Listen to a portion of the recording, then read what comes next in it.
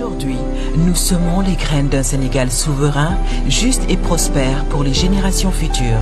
Si nous continuons à cultiver notre terre, nos idées et notre peuple, les fruits viendront toujours.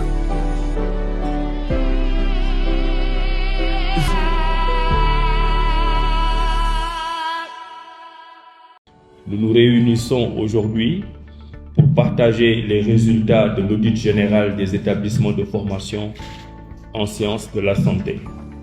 Comme vous le savez, c'est Monsieur le secrétaire exécutif de l'ANAQ-Sup qui a mené cette étude commanditée suite aux événements tragiques notés au niveau de quelques structures de santé du pays avec des pertes en vies humaines mettant à nu des dysfonctionnements de notre système de santé. Ces événements regrettables méritaient un diagnostic approfondi du fonctionnement de nos établissements de soins de santé et aussi des établissements de formation en sciences de la santé. C'est dire qu'il y avait un besoin impérieux de s'arrêter et d'interroger notre système, notamment dans sa composante ressources humaines. Le diagnostic que vous avez réalisé nous a permis de disposer d'un rapport d'audit général exhaustif sur le secteur et sur les établissements publics et privés de formation en sciences de la santé. Pendant 4 mois, de novembre 2023 à février 2024, vous avez sillonné le pays pour constater de visu ce qui se fait dans les établissements de formation en santé. 136 missions d'audit ont été ainsi réalisées sous la coordination de l'ANAQ-Sup, ce qui a permis aujourd'hui de disposer de ce rapport.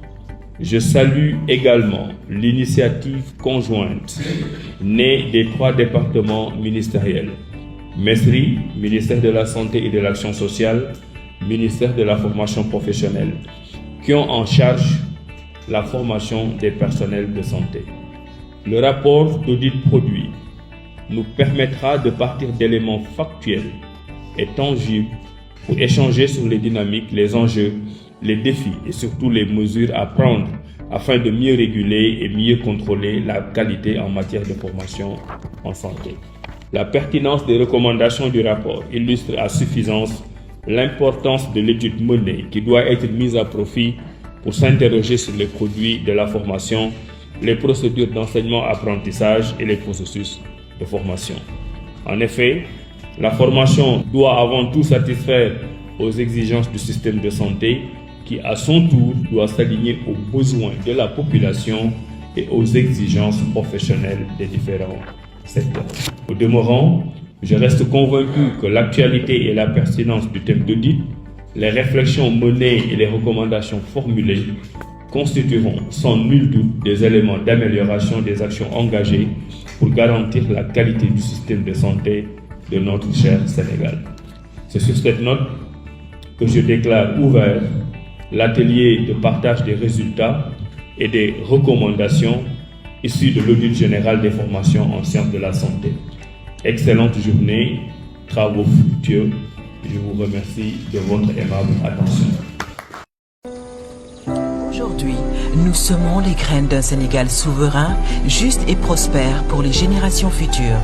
Si nous continuons à cultiver notre terre, nos idées et notre peuple, les fruits viendront toujours.